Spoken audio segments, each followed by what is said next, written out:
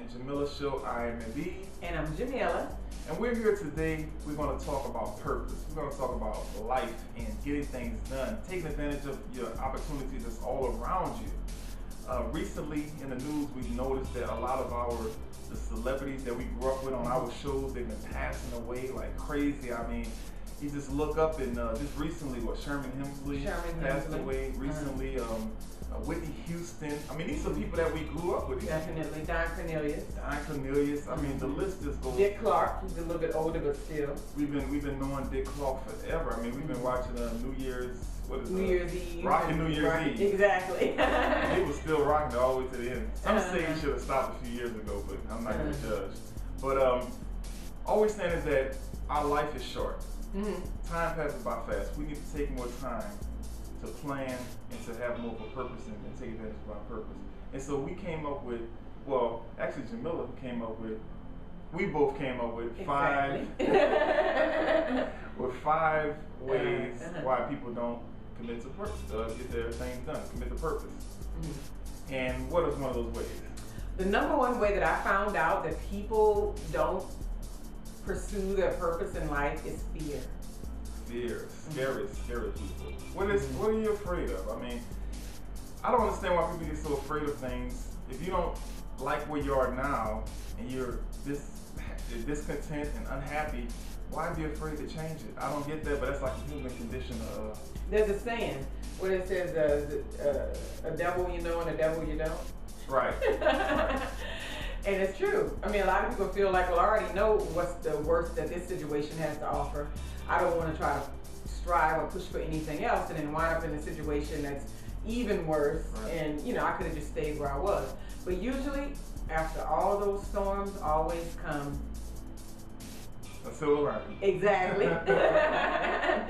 There's always something better. It is. And another reason why people don't pursue their purpose in life is because of their environment.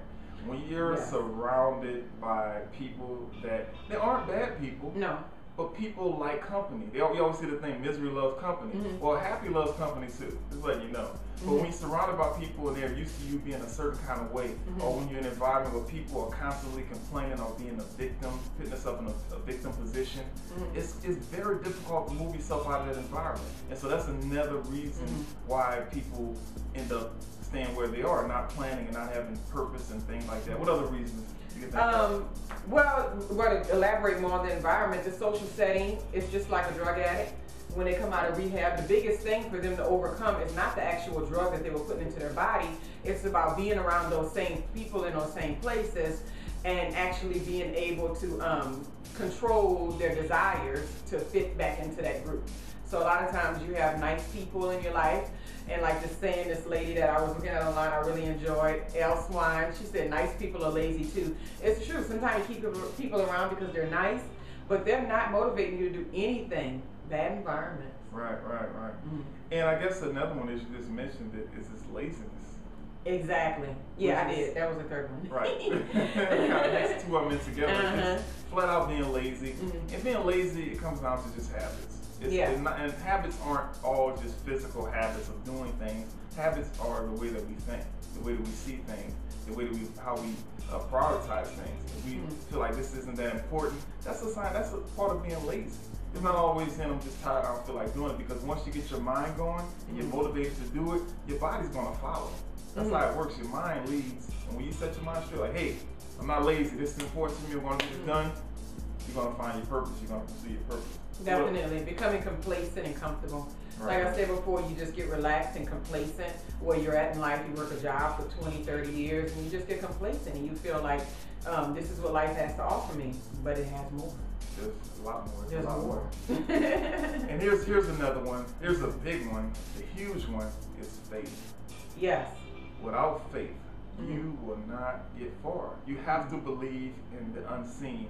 Now, when people think of faith, they automatically think about religion, God, and that's a beautiful engine that pushes faith. But faith is bigger than that. Faith is having faith in unseen. If there's something that you want, somewhere you want to go, you have to see it first. If there's something you want to build, you have to imagine it first. You have to put yourself in that position without being able to see it. Like you say, the world that we live in is a dream world. Everything that we use was somebody's dream. First it was a thought, and then it was manifested. Just like the highways you ride on, the ideas of having roads that carry you from one side of the United States to the other, all those things were just in somebody's imagination. The way a house is built, the way a couch is made, all those things were somebody's idea, and then someone put it into action. We have all the tools here already. All we have to do is decide that we're going to use them and manifest the things we want in our life. And I see it happen. I can pinpoint some things that I thought about and focused on, and they popped up in my life sooner or later, and it's nothing but faith and manifestation that brought it about. That's it. That's it. And here's another one, the last one, I guess we'll cover reasons why people don't get what they want, don't have purpose, don't follow their purpose, because they lack plans. Yes. If you don't have a plan, if you don't have a goal, and you have to be very specific about these plans, and it ties directly into the faith also, because when you have plans, when say if you write where you want to go and where you want to be on paper, when you read that, when you actually take that dictation and you write it down, you're actually building your faith, you're strengthening your faith, you're building that, you're making the unseen seen. So just planning is a huge part of moving forward. And that's what I was saying. A lot of people don't know where to begin. And the first thing you should begin with is like, okay, what are some things I like doing? Don't minimize any gift that you have. Because even like they talk about David and Goliath, all the things that David knew how to do, you know, from the Bible, of course. All the things that David knew how to do. Everybody knows David and Goliath. Yeah. Only one David and one the one talent that he had that made him popular was being able to throw a rock and being able to kill a giant. It wasn't any of the things he studied. He was a very educated man. It wasn't any of those things. It was knowing how to throw a rock. So you can have a lot of other talents that can lie dormant in you, and something that you think is simple and not even useful, the world may see it as a totally different thing. Don't minimize what you have. Right. Because you've been given it for a reason.